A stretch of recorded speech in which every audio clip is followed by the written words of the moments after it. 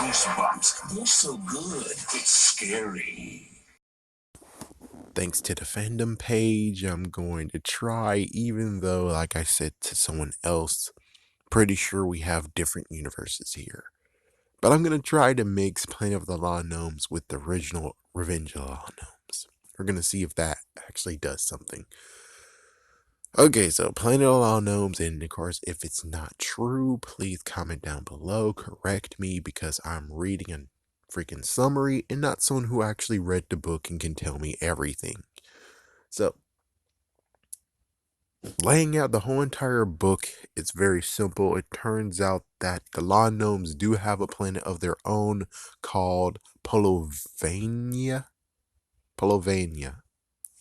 So they do have a place of their own, a planet of their own, and apparently they have freaking damn robots who are technically their servant. It's like, well, hold on. So they are technologically smart to build their own freaking robots. And we have no idea about the freaking damn dog. Yeah, it's just apparently they make their own robots, and apparently in this universe, dogs can speak. So we get the main character, which is amazing tailspin if this is true. The fact that the main character actually is a freaking damn robot, and he was malfunctioning. He was doing pranks that he shouldn't be doing because that's not wasn't in his programming. So that was a glitch. And then you have the girl. He has a little sister that they didn't even mention that he has a little sister, but he has a little sister named Kayla who turns out to be imaginary. What the frick? Yeah, I would admit it's pretty funny, and it's like, I can't help you. I'm actually imaginary, and then she fades away, just like Nadine. Oh my gosh, just like Nadine. You're in big trouble this time, and she just disappears. And it's like, what the fuck? It's like, good job, Nadine. Yeah, good job to state the obvious and be like, oh, you're gonna come here to help. It's like, nope, just gonna say you're in big trouble. What the frick? Oh my gosh, what different? Yeah, there's no mention of the dog, so that's one messed up part. Is okay. So they were afraid of the dog in the original book. In this version, they didn't. They weren't afraid of the dog at all, which brings you to the question of: is the dog actually imaginary or is the dog actually real? But kind of like with Cartman when it came to the whole I'm dead. Ooh, you can only see me, Butters. Ooh. By coincidence, he's able to show up and do something and then disappear very, very quickly, and no one actually notices it. And just to twist that they're robots, it still brings to the point of where like, okay, then how come they couldn't make freaking them robots in the original book? I mean, that would have been freaking cool. It's like, yeah, so it's the lady that's in the freaking shop, the nah, she can be a robot. So I don't really know. And apparently there is a way to get to Earth, and hundreds of them went to Earth, but they do have a good place here on the planet Law Gnomes. So we have no freaking idea how all these 100 ones that came, that are in Earth, came from this freaking planet of Polvania. So that's one interesting part of being like, and the dog know. Apparently, the dog knows how to transport back and forth. The dog might know. Not to mention, the kid might actually maybe be human or maybe still is a robot. I don't know. I have no idea at all. Maybe the dog's imaginary, and it's like I don't know. This is the big head scratcher of being like, I'm not sure what I'm witnessing or reading or my comprehension, but this is an amazing tailspin that's like you don't even do anything to help Revenge of the Law Gnomes whatsoever. Because we can even go back to Revenge of the Law Gnomes because Powerine actually told me to spill the beans on it.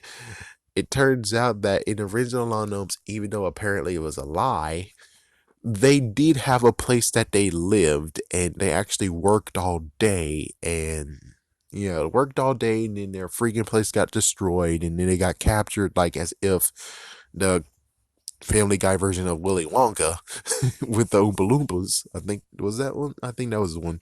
Yeah. So, and then they were forced to do labor, which is standing guard and looking pretty all day long.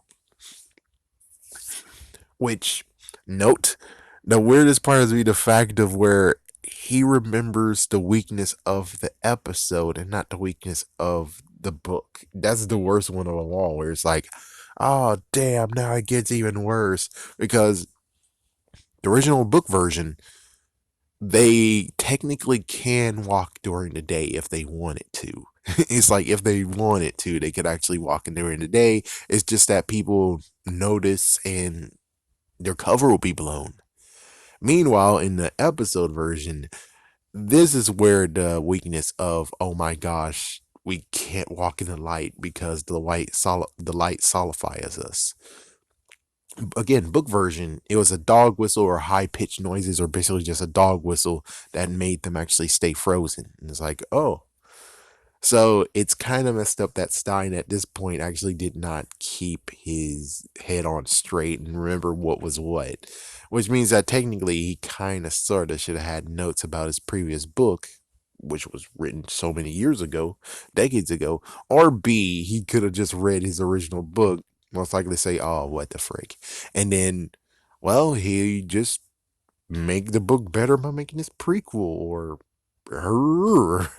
Yeah, so this one actually, so the for right now that I could tell by reading what one person did or maybe many people did, this book actually doesn't do anything for Revenge of the Law Gnomes whatsoever. All we know is that they do have a planet that they live in.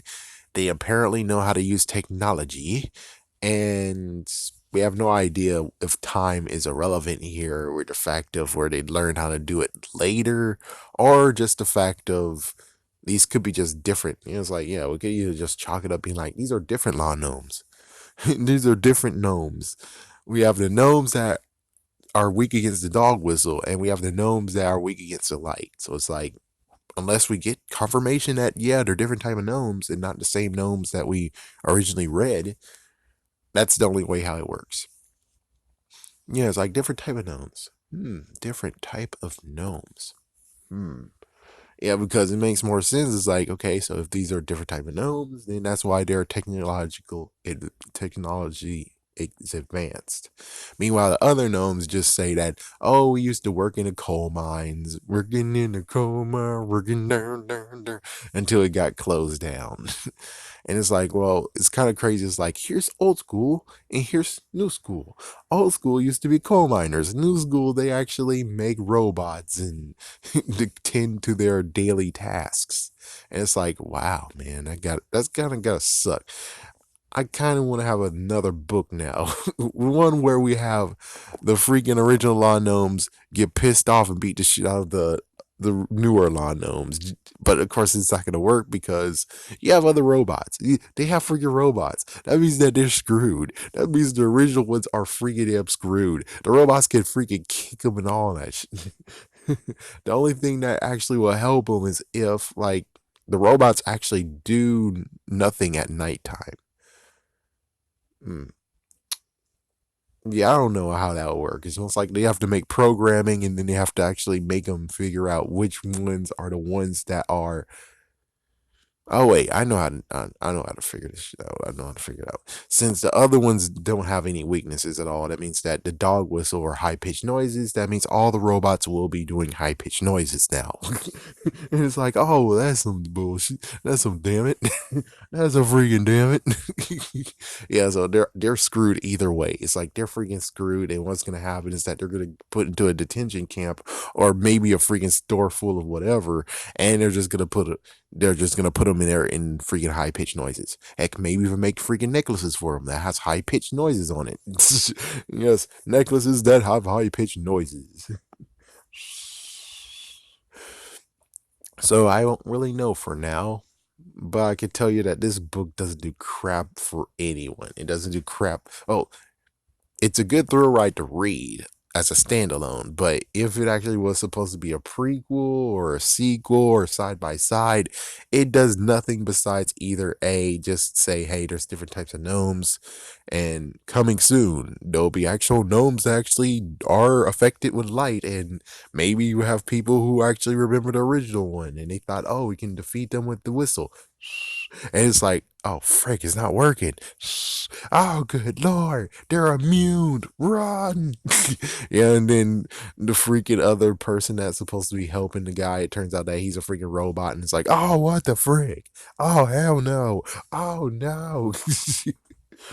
Okay, I kind of want to see that book kind of play out though. I would like to see this new book that we might get, which is not really a big might. It's just basically of you gave this book an established new gnomes. So we need a new book that actually has gnomes in it too. I don't care if it's roped in with Slappy World and Slappy is like, oh, the gnomes. Name your versions of me. uh, but in the end, depending on these two books supposed to be together, it's they don't complement each other at all. It just basically makes you to the point of where so the person wasn't literally the person was kind of lying somewhat. The original gnomes were lying, but they did come from a different world and somehow got marooned here, but we don't know how. And it freaking just gets messed up. It's like I might as well just watch freaking Disenchantment and try to figure out from that point of view. Other than that, we don't know anything. It's like we don't even have any new details at all. It's either that or time passes by, they got marooned on Earth. Meanwhile, their original freaking, let's say in quotations, tribe, they got advanced and learned how to use robots. Meanwhile, these idiots over here got marooned on Earth somehow, and they're still freaking Romanian and they cause mischief, even though the non gnomes actually don't do mischief at all. Yeah, they're too damn smart. So basically, it gets to the point of where it's like we have the Stone Age freaking lawn gnomes somehow got freaking marooned on Earth, while the ones that are now been in the freaking planet for decades, centuries, or whatever, they got advanced to the point of where they made robots. And I'm pretty sure if the old lawn gnomes are able to truly go back home, then, and not to mention, there might be like thousands, not hundreds of them. There might be thousands of them. But even so, it's like, how the frig did they get transported? How exactly did it get transported? I don't get it. How did they get transported from the planet to here? And note that the freaking non-gnomes, the gnomes in the freaking planet, they are not mischievous at all. They weren't doing anything. All they were freaking doing was just marking the freaking robot as malfunction or a mutant. But other than that, it's like there's really nothing we can do to combine these books to make it actually worthwhile. There's really nothing besides just saying, how the frick did original gnomes get marooned on Earth? How the frick did that happen? That's just the real messed up question here. Have a scary day, have a scary night.